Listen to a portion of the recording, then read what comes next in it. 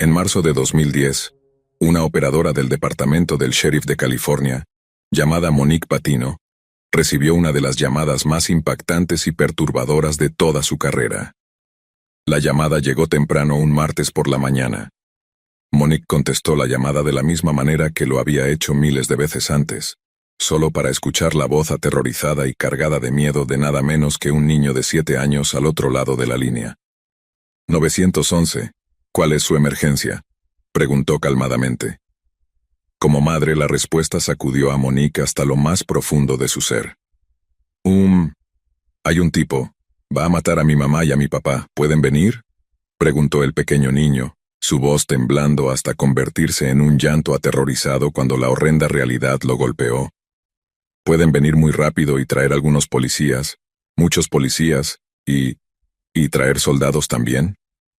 Monique era madre de 2 niños pequeños, y a pesar de que los llantos aterrados del niño retumbaban en su cabeza como uñas en una pizarra, se mantuvo calmada y profesional, despachando de inmediato unidades de la policía cercanas a la casa de la familia.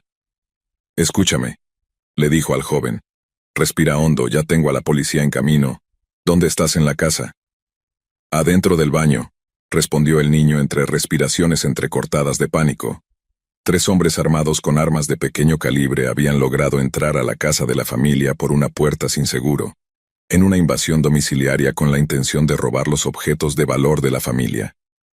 La hija de 6 años de la familia había salido corriendo al coche para buscar su lonchera, de modo que su madre pudiera llenarla antes de llevarlos a la escuela. Pero los asaltantes, en un automóvil compacto de 2 puertas de color verde y gris, habían estado vigilando la casa, y cuando se dieron cuenta de que la pequeña niña podría haber olvidado cerrar la puerta con llave, aprovecharon la oportunidad. Sin embargo, el niño de 7 años, llamado Camilo, actuó rápidamente. Agarró el teléfono de la casa, tomó a su hermana menor y corrió al baño de la planta alta, cerrando la puerta con llave antes de llamar al 911 para pedir ayuda de emergencia. Pero mientras el joven Camilo estaba en el proceso de salvar a su familia de la horrenda y violenta situación, uno de los hombres armados lo escuchó hablando con la operadora del 911 y comenzó a derribar la puerta del baño, golpeándola con su bota una y otra vez. Solo escuchar cómo gritaban y pedían ayuda, dijo más tarde. Sentí su miedo a través del teléfono. El sonido de los gritos de los 2 niños pequeños, mientras el despiadado y malvado criminal comenzaba a romper lo que se suponía era su espacio protegido. Es francamente digno de una pesadilla. Sin embargo, cuando el invasor finalmente logró entrar y vio el teléfono en la mano del joven, se dio cuenta de la situación. El pequeño Camilo había tenido la presencia de ánimo de llamar a la policía, en lugar de simplemente esconderse en el baño, esperando no ser descubierto. Entró en pánico y les gritó a sus compañeros criminales que probablemente la policía ya estaba a punto de llegar al lugar. El trío entonces huyó rápidamente sin llevarse ni un solo objeto valioso de la casa de la familia, ni herir a ninguno de los miembros de la familia, a quienes habían sometido a una experiencia tan aterradora. Sin embargo, desafortunadamente para la familia y para las autoridades, las rápidas reacciones de los invasores significaron que nunca fueron encontrados ni arrestados por el crimen, y, lo que es aún más aterrador, siguen prófugos hoy en día. Cuando se realizó una conferencia de prensa para conmemorar las valientes acciones del joven, Camilo, de 7 años, dijo a una gran congregación de periodistas que había logrado mantenerse calmado durante la espantosa experiencia, porque su madre solía hacerle practicar cómo marcar el 911 en caso de emergencias. En el evento de prensa, Camilo, quien orgullosamente llevaba una gorra de béisbol del departamento del sheriff del condado de Los Ángeles, dio un gran abrazo a la operadora del 911 que había manejado su llamada. Monique Patino llegó a llamar al niño su pequeño héroe, mientras intermitentemente se secaba lágrimas de alegría de las mejillas. Le dijo a Camilo que había sido excepcionalmente valiente por lo que hizo, diciéndole que estaba muy orgullosa de él, por haber salvado a toda su familia de lo que, sin duda, habría sido una experiencia prolongada y altamente traumática. «Estoy asombrado por su mentalidad», se escuchó decir más tarde al sargento del sheriff del condado de Los Ángeles, Douglas Jensen. Poder pensar en llevar a su hermana, agarrar el teléfono, encerrarse en el baño y llamar al 911 muestra mucho, Hizo un trabajo fantástico, mejor que la mayoría de los adultos, agregó. Y todo el episodio ofrece una valiosa lección para los padres en todas partes. Enseñar a su hijo a marcar el 911 en caso de una emergencia es algo que no solo es prudente, sino que bien podría salvar su vida algún día. Tan aterrador como es escuchar la grabación de la llamada, disponible en el 911 y en varios sitios web de noticias de California, escuchar lo valiente que fue el joven Camilo al actuar de la manera en que lo hizo, es, francamente, inspirador. Pero también debemos tener en cuenta que el impacto que este tipo de llamadas tiene en la salud mental de los operadores del 911 del país no puede ser subestimado. Así que, por favor, tómense un momento para estar agradecidos por todo lo que hacen para mantenernos a salvo a nosotros y a nuestras familias.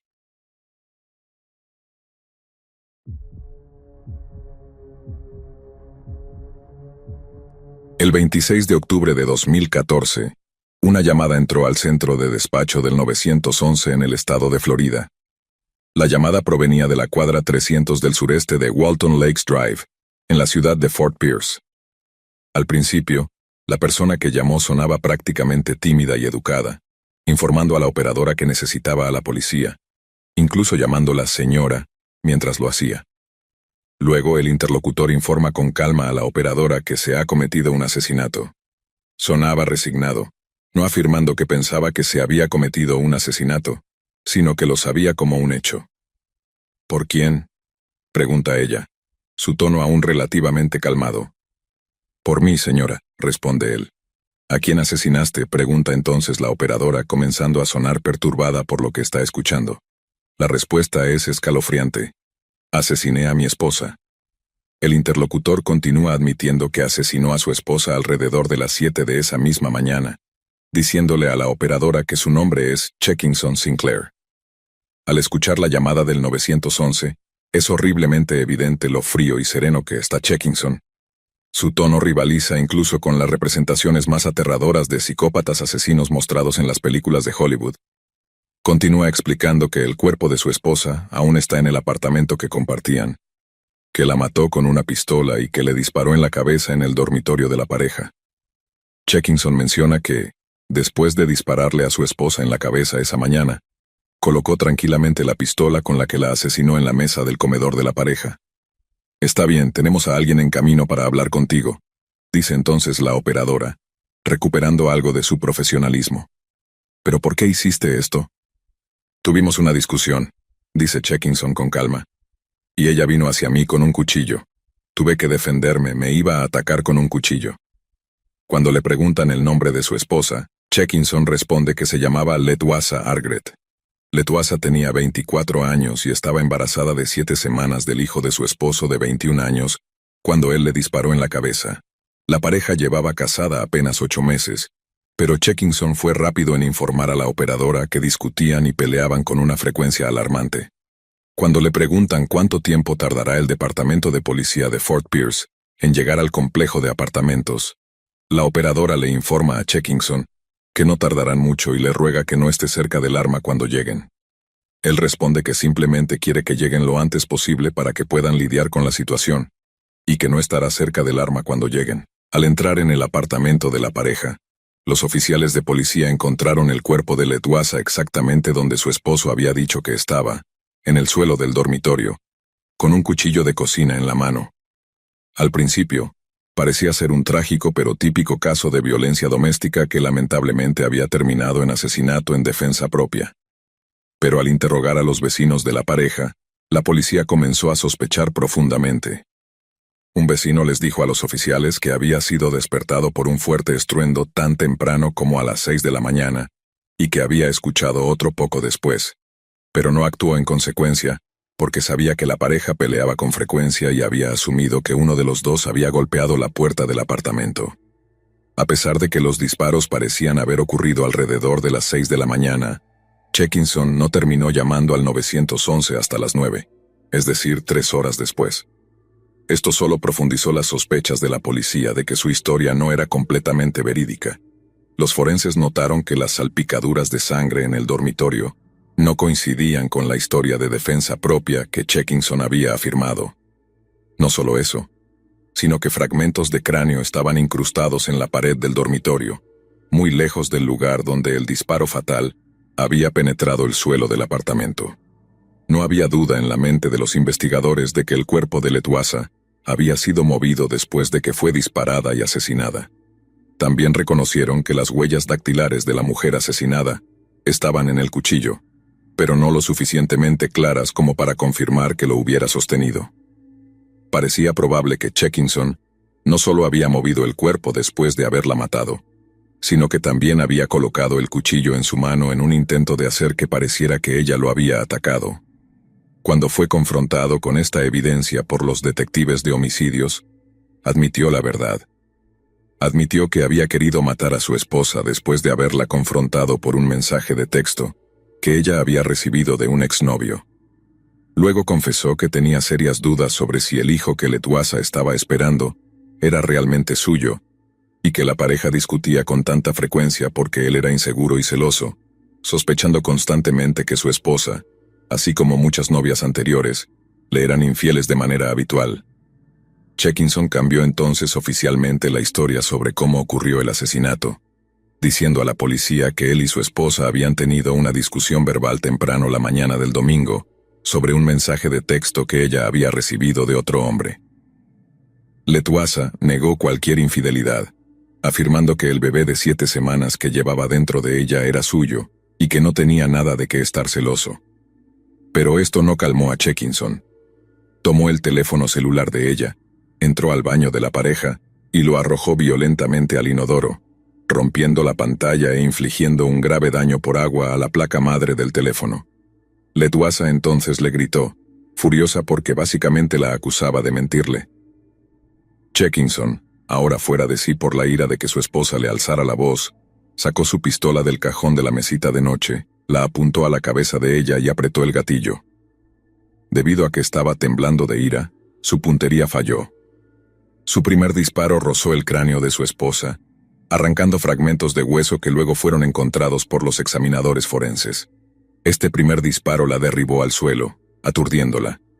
En ese momento, ella no representaba ninguna amenaza para nadie, y no presentaba absolutamente ningún peligro para su esposo, lo que contradice horriblemente su historia inicial de defensa propia. Luego, mientras ella yacía boca abajo en el suelo del dormitorio de su pequeño apartamento en Fort Pierce, Chekinson rodeó la cama y disparó otra vez. Luego procedió a enviar un mensaje de texto a un amigo cercano informándole que no podría participar en la liga de fútbol de fantasía esa temporada, así como mensajes de texto a su madre y a su hermano diciéndoles que los amaba.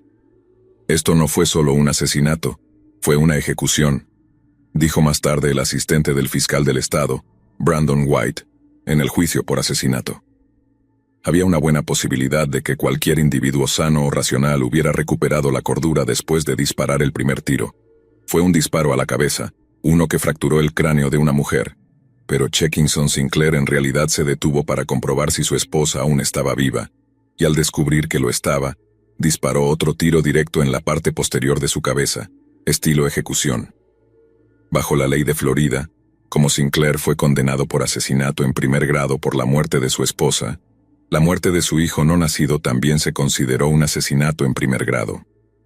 Como Sinclair se declaró culpable, el Estado no buscó la pena de muerte y le perdonaron la vida, y así, hoy en día se encuentra en una penitenciaría de Florida, preguntándose sobre la vida que podría haber tenido con su esposa e hijo si no hubiera optado por apretar el gatillo esa fatídica mañana de octubre.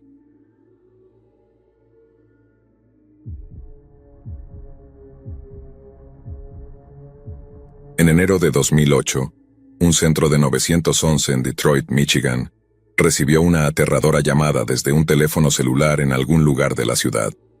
Pero cuando la operadora respondió preguntando cuál era la emergencia de quien llamaba, inicialmente parecía que no había nadie al otro lado de la línea. Sin embargo, este no era un típico caso accidental de marcar 911 por error, ya que la horrorizada operadora comenzó a escuchar algo terriblemente inquietante desde el otro lado de la línea. «Déjanos ir», gritó una voz femenina. «Hola, ¿hay alguien ahí?», preguntó frenéticamente la operadora, pero aún no hubo respuesta directa. Sin embargo, lo que escuchó a continuación le hizo que los pelos de la nuca se le erizaran. ¿Así que nos vas a matar y nos vas a meter en el maletero? Se escuchó decir a la voz femenina al otro lado de la línea. No los voy a meter en el maletero. Se escucha decir a una voz masculina. Es una voz áspera y llena de malicia. Entonces, ¿qué pasará después? Se escucha preguntar a la mujer al otro lado de la línea. No habrá un después. Viene la ominosa respuesta. La operadora entonces escuchó al hombre mencionar algo sobre ir a prisión para siempre. Luego algunas cosas indescriptibles junto con otro discurso ininteligible que parecía hacer referencia a algún tipo de arma homicida. La operadora actuó rápidamente. Dado que la llamada provenía de un teléfono celular, pudo tomar nota de la latitud y longitud desde donde se estaba recibiendo la llamada, antes de pasar la información a su teniente. Las coordenadas mostraban que la llamada provenía de la calle Pinewood, cerca de Hoyt, en la ciudad de Detroit, pero de repente la llamada se cortó, y la operadora temió lo peor. Sin embargo, afortunadamente, solo minutos después, otra llamada entró desde el mismo número, con la misma chica llorando de fondo, solo que esta vez venía con un conjunto diferente de coordenadas. Esto sucedió una y otra vez, un ciclo repetido de llamadas y colgadas, hasta que la policía pudo ubicar el teléfono celular en una ubicación estacionaria, enviando de inmediato unidades a patrullar las calles cercanas. «No estoy tratando de escapar», gritó la misma chica en el fondo de otra llamada. «No me pegues, por favor, lo siento, solo por favor no me vuelvas a pegar». La operadora que recibió la llamada trabajó frenéticamente para transmitir tantos detalles como fuera posible a las unidades cercanas, escuchando atentamente cualquier cosa que pudiera salvar la vida de la chica. Pero todo lo que podía oír eran los gritos de la chica, una y otra vez, como si estuviera sufriendo una cantidad indescriptible de dolor. De repente, «Apaga las luces intermitentes», comenzó a rugir el hombre al otro lado de la línea. Rápidamente la operadora transmitió esta información a las unidades de la policía cercana, diciéndoles que buscaran un vehículo estacionario con las luces intermitentes encendidas. «¡Ayúdanos, por favor, ayúdanos!», comenzó a gritar la chica como si pudiera ver a los oficiales de policía desde donde estaba. Una ola de alivio inundó a la operadora cuando lo siguiente que escuchó en su radio fue: «Contacto con el Departamento de Policía de Detroit. Desbloqueen el coche». «Desbloqueen el coche», gritaron los oficiales. «Enséñame las manos, no te muevas, no te muevas». «Gracias a Dios que están aquí», se escucha sollozar a las chicas. «Nos estaba violando», dijeron entre lágrimas. Hubo una breve pelea mientras el secuestrador era esposado, y la operadora escuchaba todo el tiempo. Una de las chicas había logrado llamar al 911 mientras mantenía oculto su teléfono celular en un bolsillo para ocultar el hecho de que había intentado contactar con los servicios de emergencia. Esto ayudó a guiar a la policía hacia su ubicación, posiblemente salvando sus vidas. «Está bien. Creo que ya tenemos esto bajo control», se escucha decir a los oficiales, y tanto la radio como el teléfono celular quedaron en silencio. La policía de East Point y Detroit detuvo de inmediato al sospechoso, un hombre llamado Derek Smith.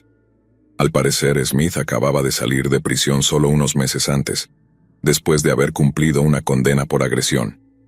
Las dos mujeres que la policía encontró secuestradas en su vehículo eran en realidad hermanas, quienes dijeron que habían conocido a Derek Smith esa misma noche en un club nocturno local. Fue gracias a la rápida actuación de una de ellas, así como a las acciones del 911, que el asalto fue interrumpido antes de que Smith tuviera tiempo de causar un daño permanente. Es una irónica vuelta del destino que la aparentemente intrusiva tecnología de vigilancia de hoy en día no siempre se utilice en detrimento de la sociedad, y la misma tecnología que puede ser utilizada para infringir los derechos humanos también puede ser utilizada para preservar vidas humanas.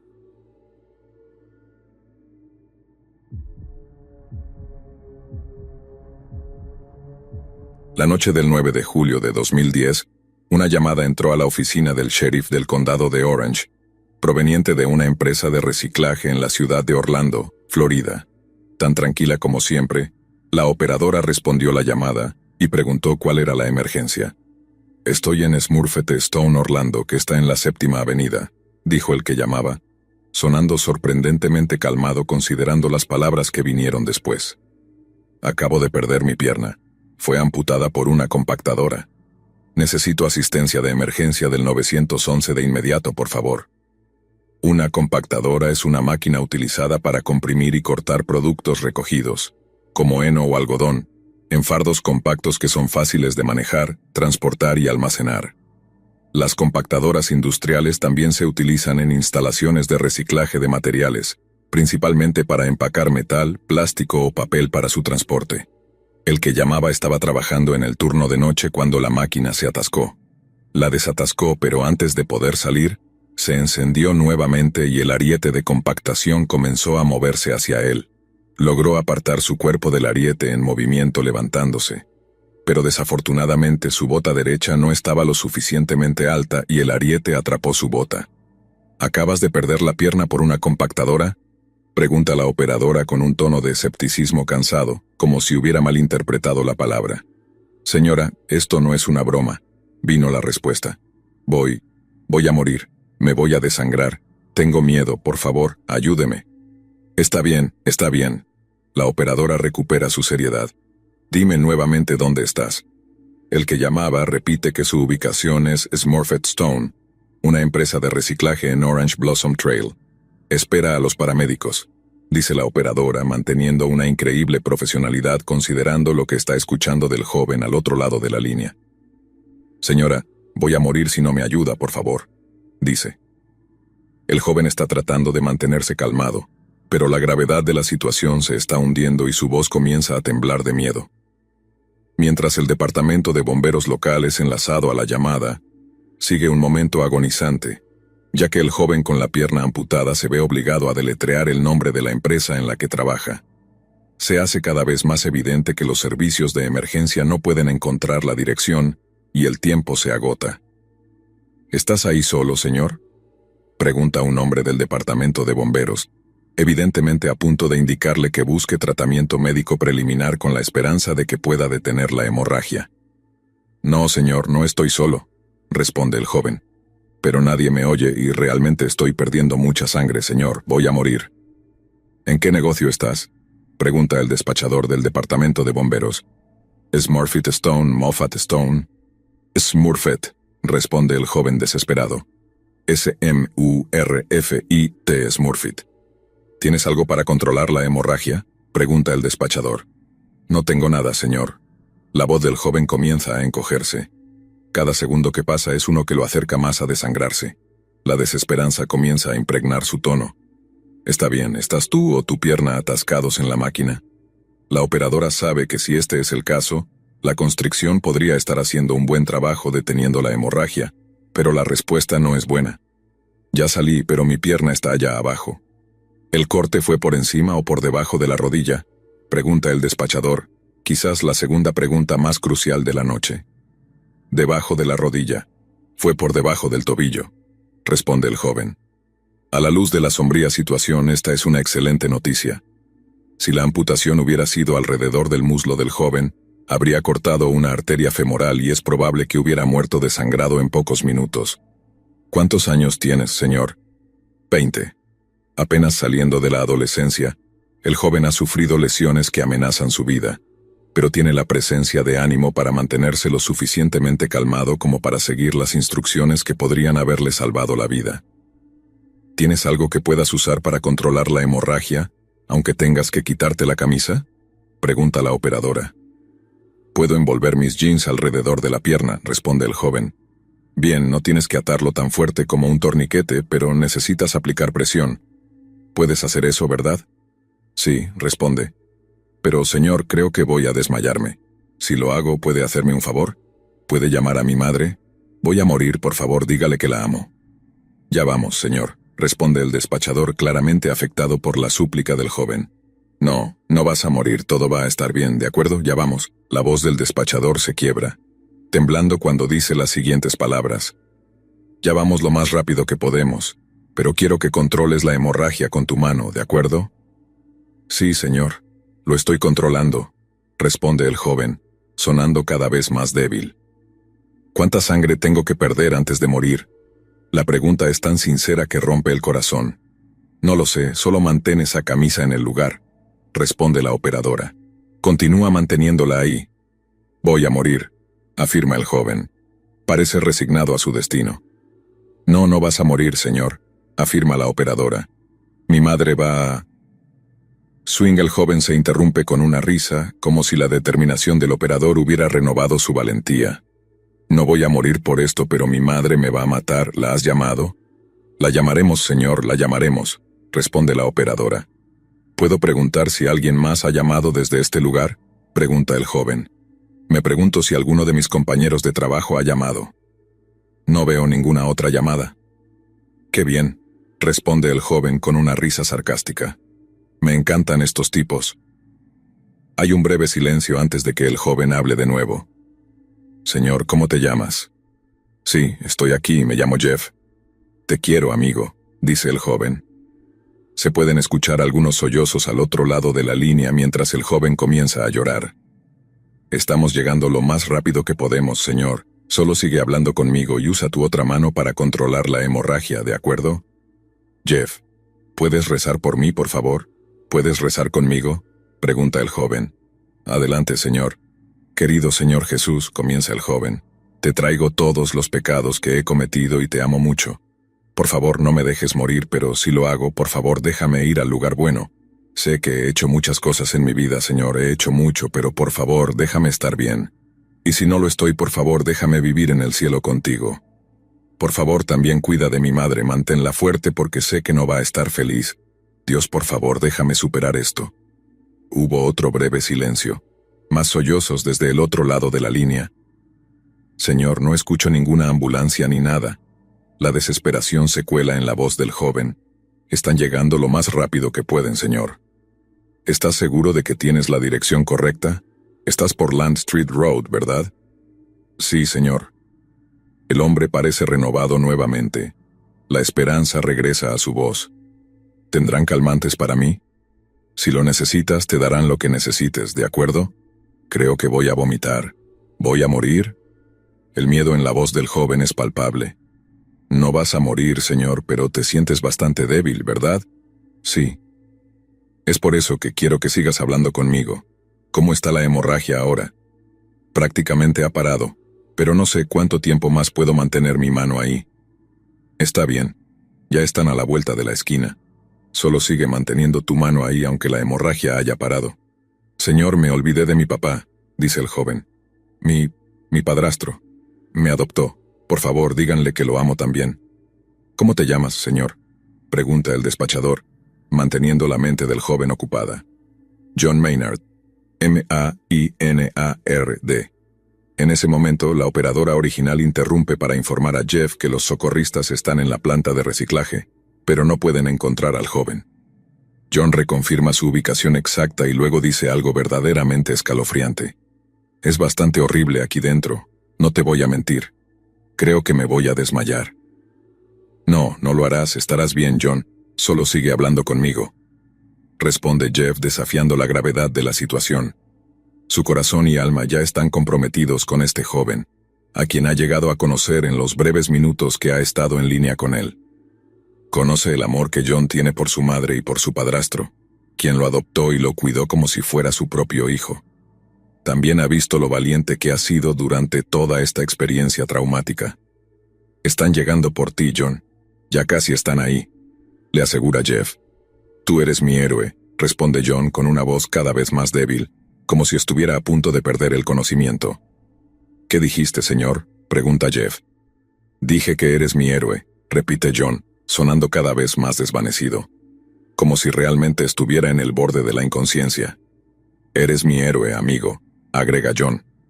De repente, se oye una voz en pánico en el fondo de la llamada de John. Oh, Dios. Las palabras son difíciles de entender, pero de alguna manera perfectamente comprensibles.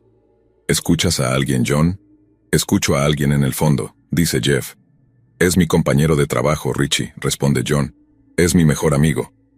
Richie claramente está conmocionado y horrorizado por lo que ha encontrado, pero logra mantener la compostura el tiempo suficiente para correr hacia los socorristas que se acercan y guiarlos hasta la ubicación de John para brindarle ayuda. Amo a todos, dice John sonando débil pero lleno de esperanza. En los próximos minutos queda claro que 2 policías que respondieron a la llamada han llegado al lugar, siendo la unidad más cercana en el área. John comienza a hablar con ellos mientras le brindan los primeros auxilios básicos y luego entrega el teléfono. Pero sus últimas palabras al despachador son algunas que derretirían los corazones de incluso los más duros. «Voy a escribirte una carta y enviarte flores», dice, y luego la línea se corta. John sobrevivió al incidente y cumplió su promesa. Escribió una carta a Jeff, el despachador que lo ayudó a salvar su vida esa noche. «Fueron los 16 minutos más largos de mi vida», escribió John Maynard después de su recuperación. Más tarde en el hospital, le amputaron la pierna 6 pulgadas por debajo de la rodilla, y desde entonces ha aprendido a caminar con una prótesis. John quedó muy satisfecho con el trabajo que hizo Jeff para mantenerlo alerta y receptivo. En la carta que le escribió, John agradeció a Jeff por su apoyo durante esos momentos críticos. John ha mantenido el contacto con todos los que lo ayudaron esa noche, incluidos los policías que lo encontraron, pero se ha negado a dejar que la lesión arruine su vida. Desde aquella fatídica noche del 9 de julio de 2010, la noche en que sufrió su lesión que le cambió la vida, John incluso se ha casado.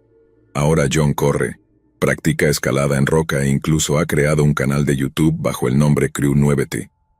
Inicialmente, describió el canal como un mecanismo de afrontamiento para ayudarlo a lidiar con un evento tan traumático, pero luego explicó que se ha convertido en algo mucho más grande.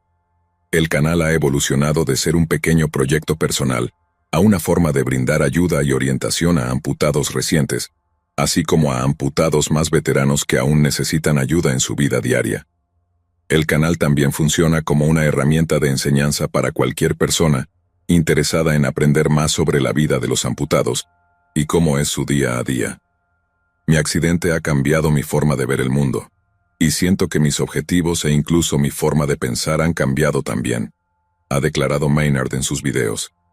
Mi objetivo ahora es ayudar a animar a otros amputados a continuar con sus vidas. Solo porque pierdas una extremidad no significa que debas perder tu vida. Quiero mostrar a cualquier amputado que esté luchando con su situación que la vida continúa y que puede ser mejor de lo que jamás imaginaron. Así que ahora que has escuchado la angustiante historia de la noche en que John perdió su pierna, visita su canal de YouTube y mira algunos de sus videos. Deséale lo mejor, dile lo valiente que fue y agradécele por mostrar la fortaleza no solo para sobrevivir esa noche, sino para salir del otro lado como una persona más fuerte, con la presencia de ánimo para construir una comunidad de sobrevivientes que tal vez puedan tomar prestado un poco de su maravilloso y entrañable espíritu.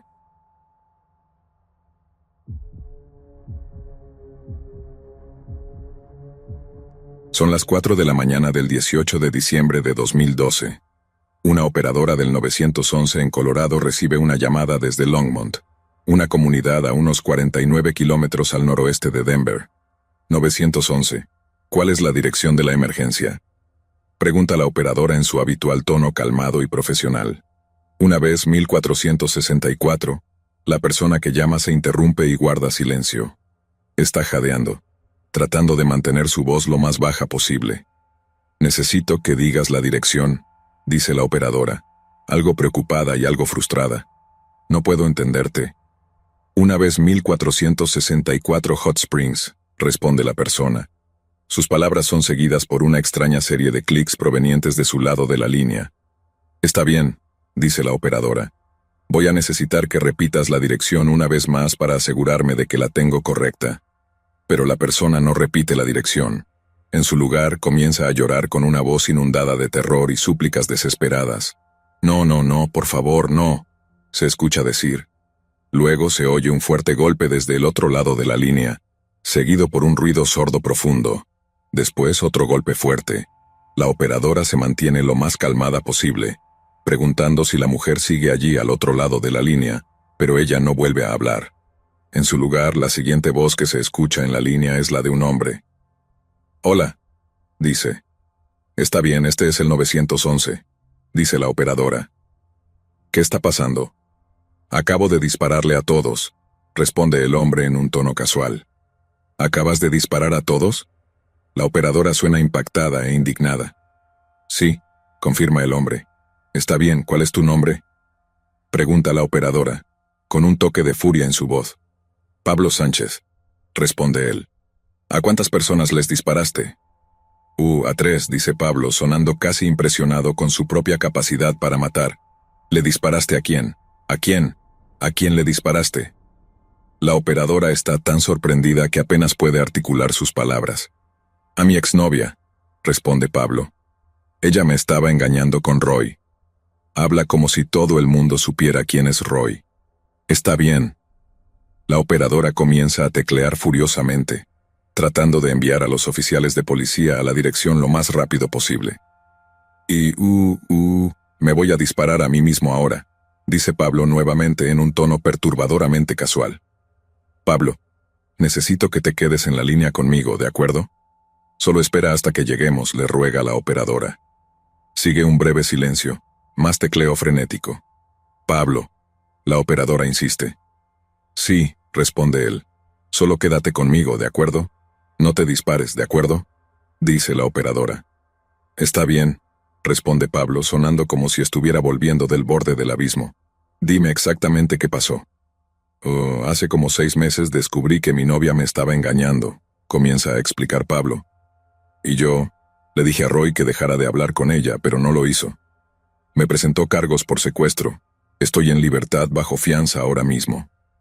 ¿Quién más estaba allí?, pregunta la operadora. ¿Quién más estaba contigo esta noche? Había otras 2 personas, responde Pablo. ¿Sabes quiénes eran? Su hermana y el esposo de su hermana, responde Pablo, dándose cuenta de la gravedad de la situación mientras comienza a entrar en pánico.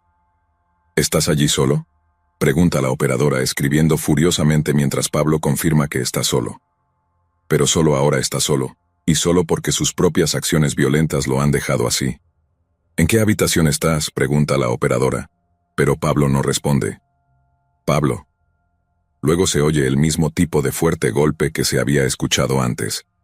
El departamento del sheriff local confirmó más tarde que Daniel Pablo Sánchez disparó y mató a su exnovia, Beatrice Sentora Silva, quien se había estado quedando con su hermana y su cuñado en la casa después de haber dejado a Sánchez en el Día de Acción de Gracias tras una pelea física. Alrededor de las 4 de la mañana, Sánchez disparó a través de la puerta trasera de la casa móvil, ubicada en un vecindario al este de Longmont, cerca de la carretera 119 de Colorado. Había sido liberado el día anterior alrededor de las 10 de la noche, del centro penitenciario del condado de Boulder, donde había sido ingresado por cargos relacionados con violencia doméstica, derivados de un incidente con Beatriz. Ella le había dicho a la policía que él la había agredido físicamente y secuestrado después de que se reunieron para discutir el reembolso de un dinero que ella le había prestado. A Beatriz Sentora Silva le habían advertido que no permaneciera con su hermana y su cuñado, ya que Sánchez sabía dónde estaba. Ella rechazó una oferta de protección policial adicional. Se le había notificado cuando él fue liberado bajo fianza. 6 horas después, los 4 estaban muertos.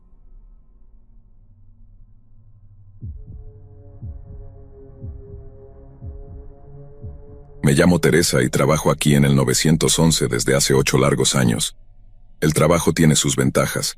El salario era bastante bueno porque $22 la hora no era algo para despreciar para alguien como yo, alguien sin perspectivas universitarias.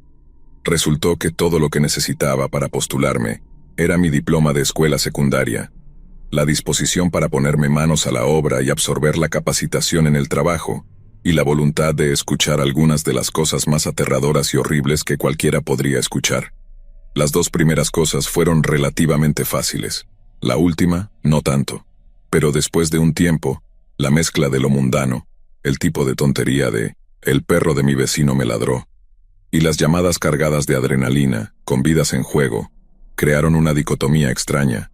Quiero decir, nunca quieres escuchar que la casa de alguien está siendo invadida por un hombre con un hacha de incendios con la intención de matarlos, historia real, por cierto. O que un niño fue electrocutado por meter un tenedor en un enchufe, también historia real. Pero cada vez que alguien llamaba en pánico, y te preparabas para salvar vidas solo para descubrir que habían visto a un adolescente haciendo graffiti en algún callejón, solo querías encontrar a esa persona y abofetearla antes de hacer que se comiera su celular. Más del 50% de todas las llamadas eran cosas sobre las que realmente podíamos actuar. Una emergencia médica, un incendio, algún crimen violento o algo similar. El otro 40% eran simplemente eventos sin importancia, personas con capacidades disminuidas o Karens, como supongo que se les llama hoy en día, que nunca habían considerado realmente qué era asunto suyo y qué no. Pero el otro 10%, quizás incluso menos, eran cosas que me mantenían despierta por la noche, si no me automedicaba con mi cóctel preferido de las dobles B, 3 dobles vodkas y 2 Valium. Honestamente, no quiero hablar sobre la mayoría de esas llamadas, las que hacían que las películas de terror parecieran comedias. Pero hay una que guardo para cuando alguien me hace la clásica pregunta de ¿cuál fue tu peor llamada? De parte de algún morbosamente curioso o mentalmente deficiente. Y así fue como sucedió. Recibo una llamada que aparece en mi pantalla una nublada tarde de sábado. La respondo con la misma línea de siempre. 911. ¿Cuál es su emergencia? Una línea que a veces pensé que terminaría grabada en mi lápida. Solo que no escucho nada al otro lado de la línea. Recibimos muchas más llamadas accidentales de las que uno podría esperar. Incluso antes de que aparecieran los teléfonos inteligentes con esas nuevas funciones de emergencia al tocar, solíamos recibir una buena cantidad de llamadas accidentales al 911, simplemente por lo que se conoce como marcaciones de bolsillo.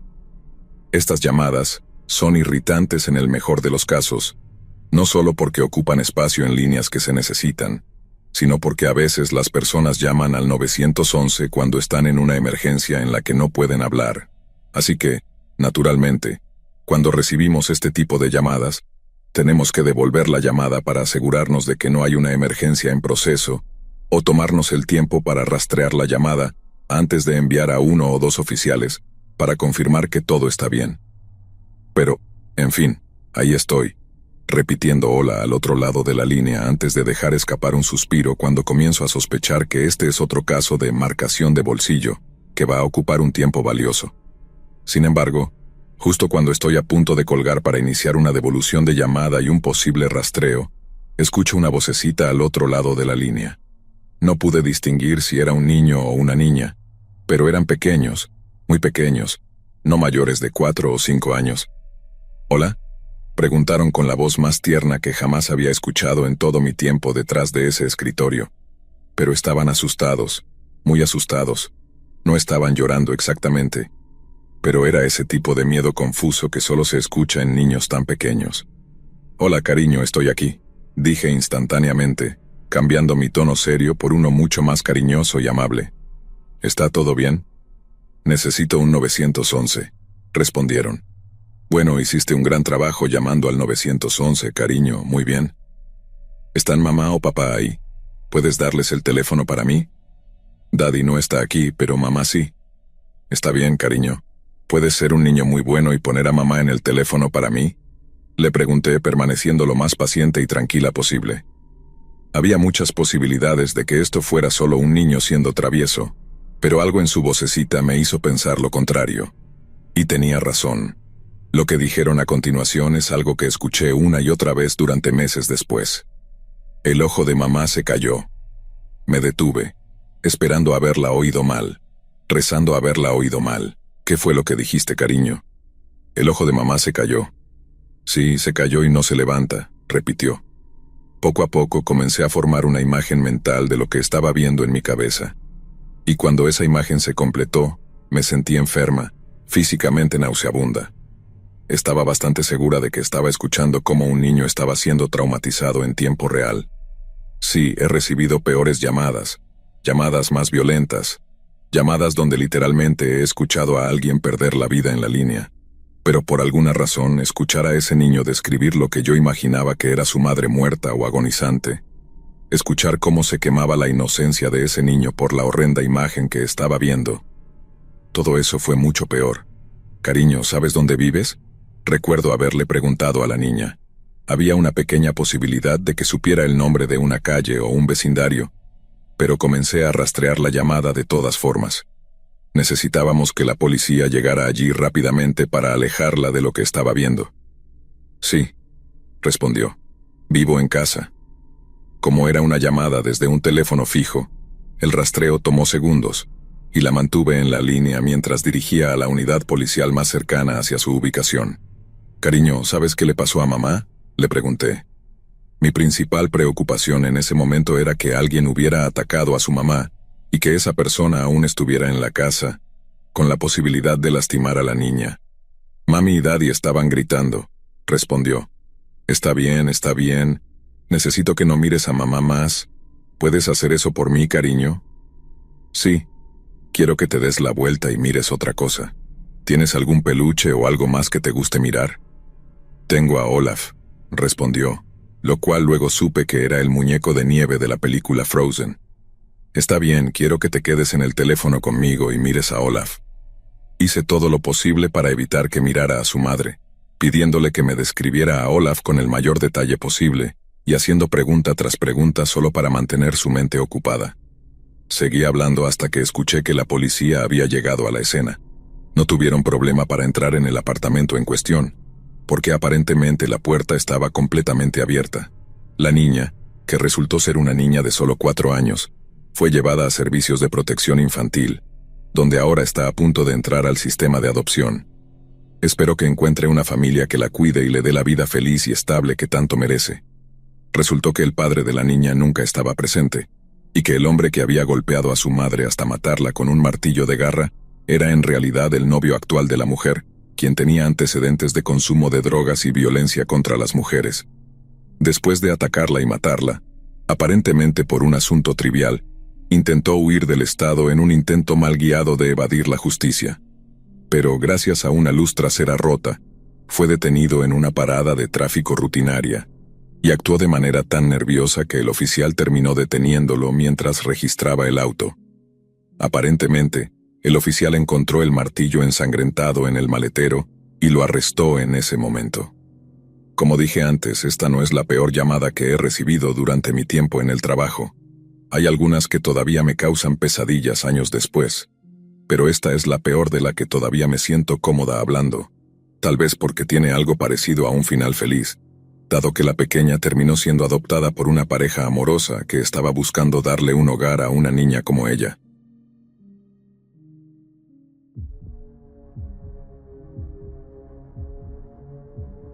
Ser operador del 911 puede ser un trabajo muy extraño y estresante, de hecho. Llega una variedad de llamadas de todo tipo de personas, de todos los ámbitos de la vida. Y no todas son emergencias.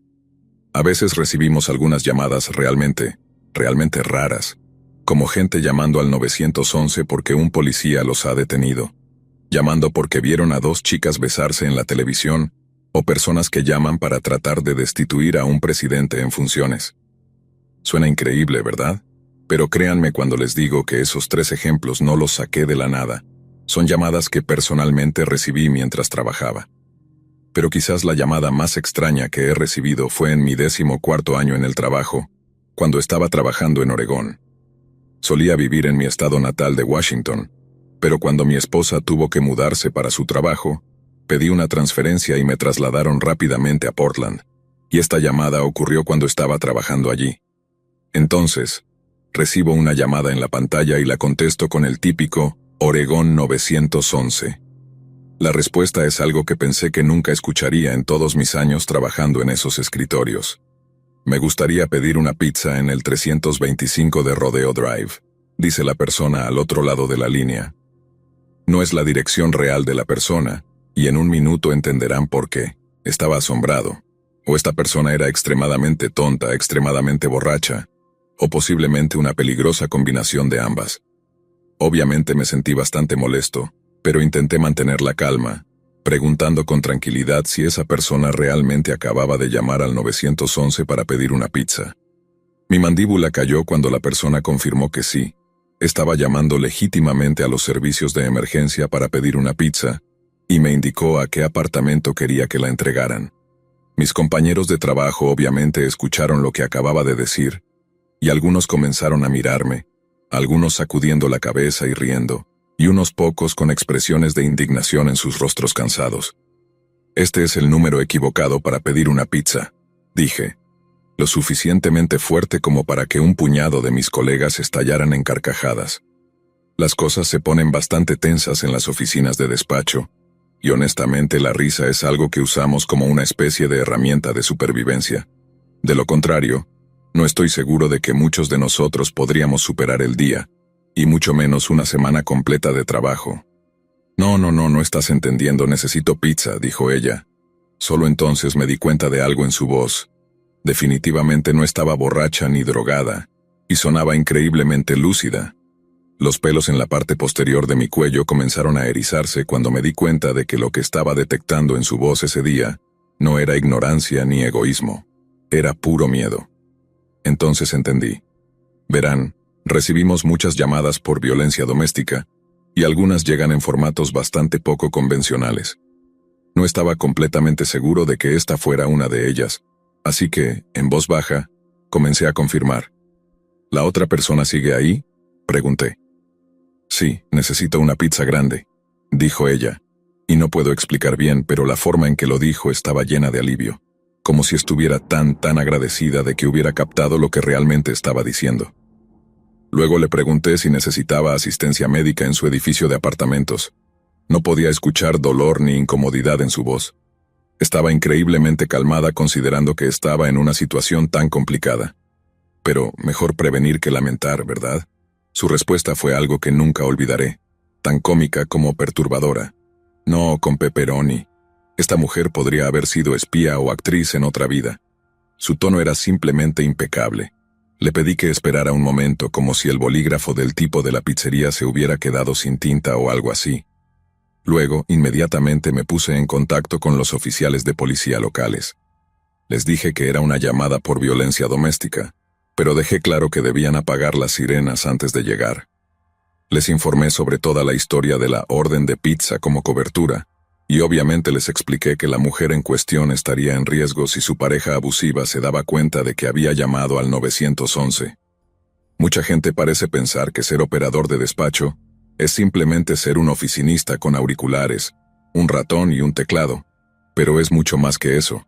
Involucra mucha intuición, además de la capacidad de escuchar realmente a alguien, no solo lo que están diciendo, sino exactamente cómo lo están diciendo. No pretendo hablar de más aquí, pero algunos otros operadores de despacho que conozco no habrían captado lo que estaba pasando con esa llamada. No porque yo sea tan listo, sino porque ellos mismos me han dicho directamente que no lo habrían hecho. Eso podría haber sido cualquier otro operador en mi oficina, y esa mujer podría haber estado en serios problemas, por decirlo de alguna manera.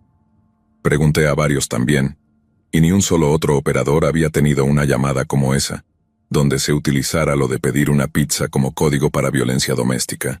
Pero sin lugar a dudas, usar ese tipo de código para alertar a las autoridades fue 100% lo correcto que debía hacer.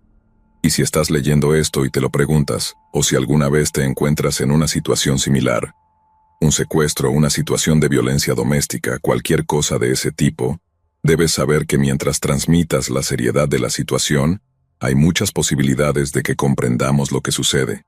Sabemos que el público en general no es tonto. Tal vez loco, pero no tonto.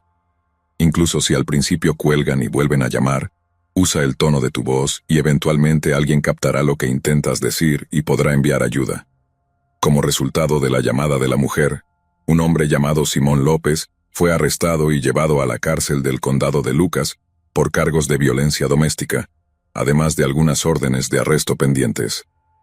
Resultó que no fue la víctima de la violencia doméstica quien hizo la llamada, fue la hija de la mujer, así que no era de extrañar que la joven hubiera podido mantenerse tan tranquila. Pero vaya, qué bendición fue para su madre que esa joven estuviera allí. Y sinceramente, espero que mi hijo crezca para ser tan inteligente. Aparentemente, usó el tipo de código que usó con la esperanza de que el hombre que golpeaba a su madre no huyera antes de que los policías llegaran para arrestarlo. Y vaya, funcionó. También debería agregar que es posible enviar mensajes de texto para solicitar asistencia policial o médica en caso de que no puedas hablar durante una emergencia.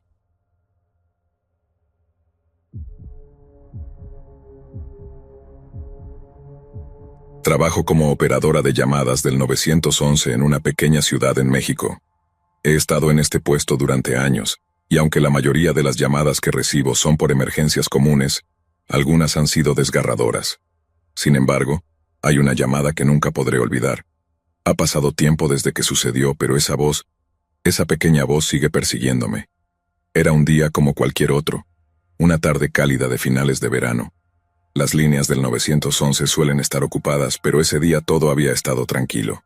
Alrededor de las 3 de la tarde, mientras estaba revisando algunos reportes, entró una llamada. 911, ¿cuál es su emergencia? Respondí con mi tono habitual de profesionalismo.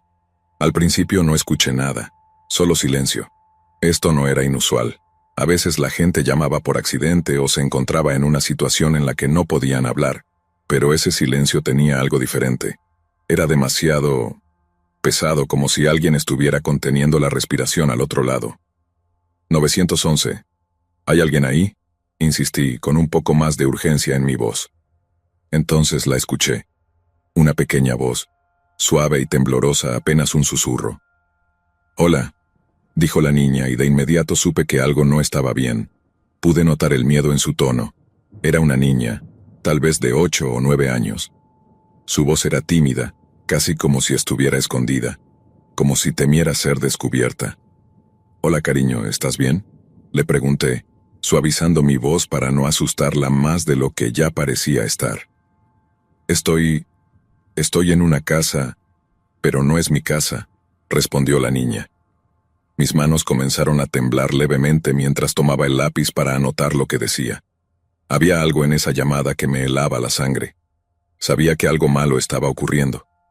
«¿Estás sola?», le pregunté con calma, aunque mi corazón comenzaba a latir más rápido. Hubo un silencio al otro lado. Después la pequeña voz volvió casi en un susurro. «No. Hay hombres. No me conocen», dijo, y entonces supe que esto no era solo un malentendido. Esta niña estaba en peligro. Mi entrenamiento me permitió mantener la calma, aunque por dentro sentía el pánico empezar a crecer. No podía hacerle demasiadas preguntas de golpe. No quería que entrara en pánico o que los hombres de los que hablaba se dieran cuenta de que había llamado al 911. «Cariño, escucha, necesito que me digas dónde estás. ¿Sabes la dirección de la casa donde estás ahora?», pregunté, haciendo todo lo posible para que mi tono fuera tranquilizador. Hubo una pausa larga. Pude escuchar cómo respiraba, casi con desesperación, como si no supiera qué hacer. «No lo sé. No sé dónde estoy», murmuró, y en ese momento mi corazón se hundió. Necesitaba más información. Cada segundo contaba.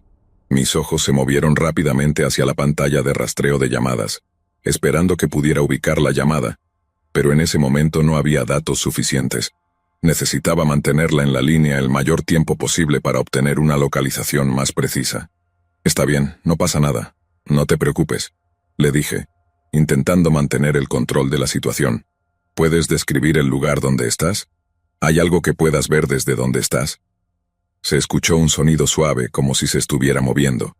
Luego su voz regresó, aún más débil. Es una habitación pequeña. Hay una ventana, pero no veo nada afuera. Está oscuro», dijo, y pude notar que estaba haciendo un esfuerzo por no llorar. «¿Y los hombres? ¿Están cerca de ti ahora?», pregunté, tratando de obtener más información. «No, están en la otra habitación. No sé qué están haciendo», murmuró. La situación era cada vez más desesperante. Sabía que tenía que actuar rápido. Mientras mantenía a la niña en la línea, empecé a hacer señas a uno de mis compañeros para que alertara a la policía local. Necesitábamos una patrulla que comenzara a buscar en las cercanías. Cada segundo era crucial. «Cariño, escúchame bien, quiero que te mantengas escondida y no hagas ningún ruido, ¿de acuerdo? ¿Estás en un lugar seguro ahora?», le pregunté, tratando de mantener la calma en mi voz, aunque mi mente estaba a 1000 por hora.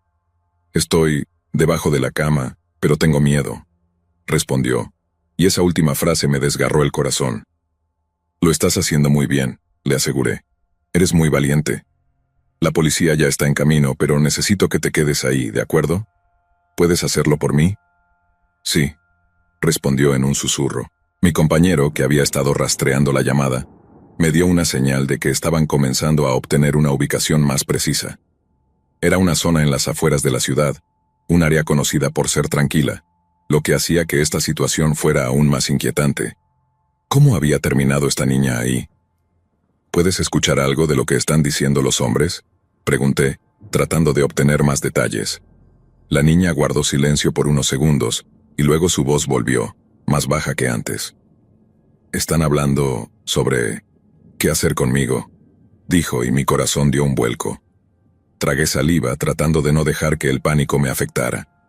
Sabía que no podía perder el control. La niña estaba contando con que yo la ayudara. Está bien, cariño, no te preocupes, vamos a sacarte de ahí, le aseguré, aunque por dentro temía lo peor. Los minutos pasaron con una lentitud exasperante. La policía había sido enviada a la ubicación aproximada, pero en un área tan amplia, encontrar la casa exacta donde estaba la niña sería como buscar una aguja en un pajar. Solo tenía que mantenerla hablando. ¿Hay algo más que puedas ver, cariño?, le pregunté, intentando obtener cualquier detalle adicional que pudiera ayudar. Hay una puerta, pero está cerrada, dijo, su voz ahora apenas un susurro. Tengo mucho miedo. Lo sé, pero ya casi estamos ahí. Solo necesito que sigas hablando conmigo, ¿de acuerdo?, le dije, aunque sabía que cada segundo que pasaba aumentaba el riesgo de que los hombres descubrieran que estaba en el teléfono. De repente escuché un ruido en la línea, un sonido metálico que me hizo estremecer. Entonces la niña dejó escapar un pequeño jadeo. «Están viniendo», murmuró, y el miedo en su voz fue palpable. «Cariño, escucha, necesito que guardes el teléfono ahora y te mantengas en silencio. No hagas ningún ruido, ¿de acuerdo? No dejes que te vean con el teléfono», le dije, mi corazón latiendo con fuerza. «Sí», susurró, y luego de repente la línea se cortó. Intenté mantener la calma, pero sabía que algo malo estaba ocurriendo. Miré a mi compañero, que también tenía una expresión de preocupación en su rostro. Los oficiales ya estaban cerca, pero sin una dirección exacta, solo podían seguir buscando. Los minutos que siguieron fueron los más largos de mi vida. Traté de llamar de nuevo, pero la línea estaba ocupada, lo que significaba que o bien la niña había apagado el teléfono, o algo peor había sucedido.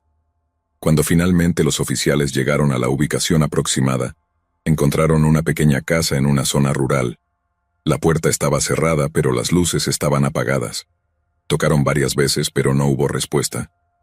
Fue solo cuando decidieron entrar que descubrieron lo peor. En una pequeña habitación en la parte trasera de la casa encontraron el cuerpo de la niña. Había sido asesinada. Los secuestradores no estaban. Habían huido antes de que la policía llegara, dejando a la niña sin vida. Hasta el día de hoy, los secuestradores nunca fueron encontrados. Esa llamada fue la que me hizo cuestionar mi trabajo como operadora del 911. A veces, no importa cuán rápido actúes, cuán desesperadamente trates de salvar a alguien, simplemente no puedes ganar.